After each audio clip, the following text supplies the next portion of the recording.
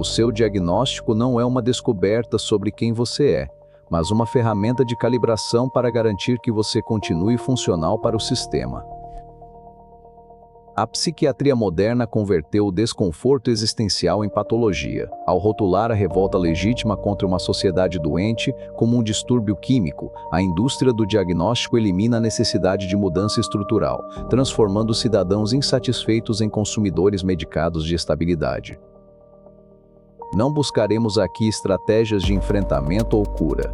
Vamos dissecar as 7 camadas de engenharia por trás da patologização da sua experiência humana e como a indústria transformou sua biologia em uma métrica de produtividade sob medida. O seu diagnóstico não descreve uma disfunção biológica. Ele descreve a sua falha em se adaptar a uma realidade disfuncional. A narrativa predominante sustenta que um diagnóstico é a chave para o autoconhecimento. O senso comum dita que, ao nomear um transtorno, você finalmente compreende o que há de errado com seu funcionamento interno. É um conforto lógico. Se a causa é um desequilíbrio químico ou uma falha de neuroquímica pessoal, a responsabilidade de mudança é confinada ao seu próprio organismo. No entanto, essa visão oculta um mecanismo de engenharia social mais profundo. Ao classificar a desadaptação como uma patologia, o sistema remove a validade política do seu sofrimento. O desconforto causado pela sobrecarga de informações, pela alienação no trabalho e pela erosão das comunidades não é mais lido como uma resposta racional a um ambiente hostil. Ele vira um erro de processamento de hardware. A indústria do diagnóstico, alimentada pela expansão do DSM, Manual Diagnóstico e Estatístico de Transtornos Mentais, atua como um sistema de calibração. Ela identifica os indivíduos que, por excesso de lucidez ou sensibilidade, oferecem atrito à engrenagem. Ao transformar a revolta em transtorno, o sistema neutraliza a contestação. Em vez de questionar a estrutura social, você questiona sua própria neurobiologia. A consequência prática é a internalização total do conflito. Você deixa de ser um crítico da realidade para ser um paciente que busca, obsessivamente, o ajuste fino de sua dopamina. A questão que permanece é: quão funcional seria uma sociedade que não precisasse que seus indivíduos estivessem constantemente anestesiados para tolerar a própria estrutura de funcionamento? Não existe um cérebro saudável em um ambiente tóxico, apenas cérebros que aprenderam a se esconder sob a farmacologia. A psicologia popular vende a ideia de que a saúde mental é um estado de equilíbrio homeostático alcançável através de intervenções químicas. Acreditamos que, se estivermos tristes, ansiosos ou desmotivados, é porque nosso sistema de recompensas falhou.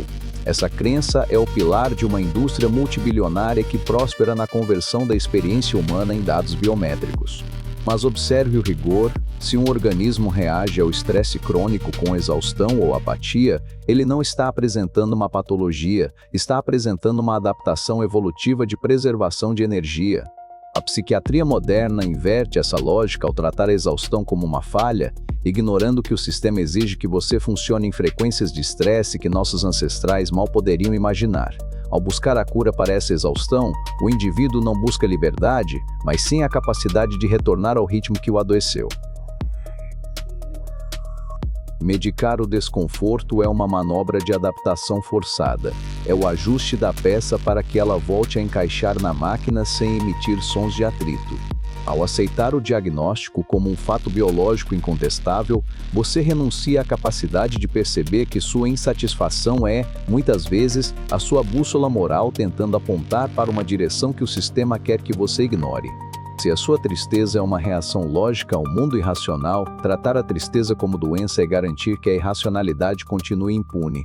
Até que ponto o seu desejo de se sentir normal é, na verdade, um desejo de ser cúmplice do sistema que o consome? A celebração atual da neurodiversidade é, na maioria das vezes, uma tentativa corporativa de otimizar o seu processamento cognitivo para o mercado. O discurso contemporâneo sobre neurodiversidade, embora útil para diminuir o estigma, foi rapidamente cooptado pela lógica da meritocracia corporativa. Agora, fala-se em diferentes tipos de processamento não para questionar se a escola ou o escritório são lugares saudáveis para o ser humano, mas para descobrir como extrair produtividade de mentes que funcionam de maneiras não lineares. A patologização continua existindo, apenas com um nome mais amigável. Se você não é eficiente o suficiente, o sistema rotula o seu estilo cognitivo e oferece estratégias de adaptação, coachings, terapias de foco, nootrópicos, para que você possa competir em um mercado que não foi feito para seres humanos, mas para algoritmos. A desconstrução aqui revela que o problema nunca foi a sua variação neurológica, mas a métrica de sucesso utilizada. Ao se ver como um processador que precisa ser consertado ou otimizado, você aceita o vocabulário do inimigo. O indivíduo deixa de ser um ser autônomo com necessidades orgânicas e passa a ser uma unidade de produção cujas falhas devem ser corrigidas. A consequência é um ciclo infinito de auto-otimização, onde a saúde mental é medida pelo quanto você consegue ignorar seus limites biológicos. Enquanto buscamos desesperadamente o desbloqueio do nosso potencial total, esquecemos de perguntar o que estamos realmente otimizando e a serviço de quem está essa eficiência toda.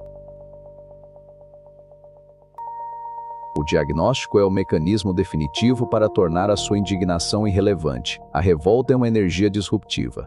Quando direcionada a um sistema injusto, ela é perigosa. Quando direcionada a si mesma através de um rótulo psiquiátrico, ela é inofensiva. A psiquiatria moderna desempenha um papel político crucial ao desviar a energia da insatisfação coletiva para a introspecção estéril.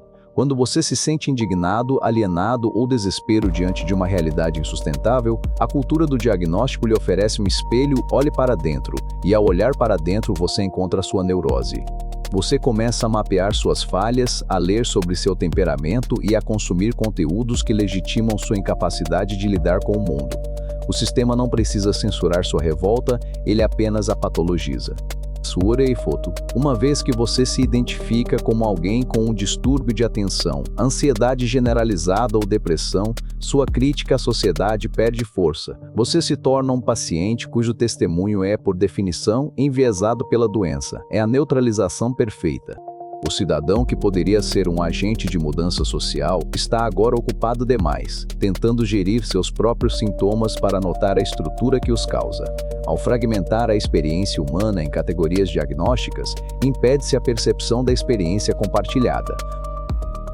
Se todos estivéssemos conscientes de que o nosso sofrimento é, em grande parte, um sintoma do sistema, a revolta deixaria de ser um problema pessoal para se tornar uma demanda coletiva. O que acontece quando você para de tratar a si mesmo como problema e começa a tratar o ambiente como a causa? O monitoramento constante da própria saúde mental é a forma mais refinada de ansiedade que o sistema já inventou. Vivemos sob o dogma da vigilância constante. Aplicativos de monitoramento de humor, testes de personalidade, diários de gratidão, nunca fomos tão obcecados pelo nosso próprio estado interno. Essa cultura da prevenção, vendida como autocuidado, é na verdade um mecanismo de controle que mantém o indivíduo em um estado de alerta perpétuo. Você é encorajado a monitorar seus pensamentos como se fossem dados de um servidor em risco de falha. Essa introspeção forçada não gera liberdade, gera exaustão. Ela cria uma distância artificial entre você e sua experiência, você não apenas sente, você observa o seu sentir sob a ótica de um protocolo clínico, o resultado é o esvaziamento da espontaneidade. Quando você analisa cada reação como um possível sintoma de um transtorno, você remove a autenticidade das suas respostas emocionais. O sistema se beneficia dessa sua ansiedade em estar equilibrado, porque ela o mantém ocupado com sua própria manutenção, impedindo que você olhe para fora. A patologização começa muito antes do consultório. Ela começa na sua dúvida diária sobre se a sua tristeza é válida ou se é um desequilíbrio que precisa ser corrigido. É um sistema que lucra com a sua insegurança existencial. Se você parar de monitorar seus estados emocionais com essa régua clínica, o que sobraria da sua identidade? E por que o sistema tem tanto medo de que você descubra essa resposta? A sua liberdade de escolha hoje é, em grande parte, a liberdade de escolher qual rótulo melhor se adapta à sua resignação. A indústria do diagnóstico é mestre em criar um senso de agência inexistente. Você escolhe o terapeuta, você escolhe o medicamento, você escolhe o método de cura. Essa liberdade de escolha, contudo, é limitada a um menu de opções fornecido pelo próprio sistema. Você não pode escolher ficar fora do espectro da patologização, porque o espectro é a linguagem em que a realidade é comunicada. Se você decide não se encaixar em uma categoria, você se torna invisível ou inadaptado. O sistema opera através dessa falsa escolha. Você pode aceitar o rótulo e receber o suporte necessário para continuar funcionando, ou você pode rejeitar o rótulo e ser marginalizado pela sua incapacidade de se conformar. Essa é a essência do controle moderno, a internalização da norma através da escolha aparente. Você escolhe se tratar para poder continuar produzindo, para poder continuar se relacionando de uma forma que não incomode os outros, para continuar sendo um cidadão estável. O preço da sua aceitação social é a renúncia à sua singularidade não classificada. Ninguém quer ser o indivíduo que simplesmente não se encaixa nas caixas disponíveis. O medo da exclusão social nos empurra para a aceitação de rótulos que, na verdade, nos diminuem. Qual parte da sua essência foi deixada de fora em todas as vezes que você tentou se adaptar a uma definição que alguém criou para você? A cura para sua patologização não é a saúde mental, é a percepção clara da sua opressão. Desconstruir a patologização da experiência humana não significa negar o sofrimento, mas resgatá-lo das mãos de uma indústria que lucra com sua neutralização. Significa reconhecer que a angústia é, frequentemente, o registro de uma humanidade que se recusa a ser reduzida a uma funcionalidade produtiva. A transição aqui não é para um estado de felicidade ou equilíbrio, mas para a clareza analítica. É preciso parar de perguntar o que há de errado comigo e começar a perguntar o que há de errado com um ambiente que exige que eu seja assim? Essa mudança de perspectiva é um ato de resistência cognitiva.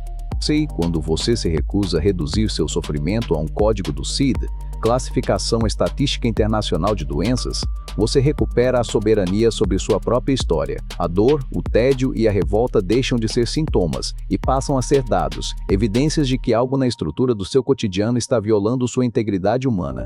O caminho para a consciência não é através do divã que busca o ajuste, mas através da desconstrução que busca a verdade sobre as estruturas de poder que moldam a nossa percepção. A sociedade está, fundamentalmente, doente, não porque falhou em cuidar de seus indivíduos, mas porque foi desenhada para prosperar à custa da desumanização dos mesmos.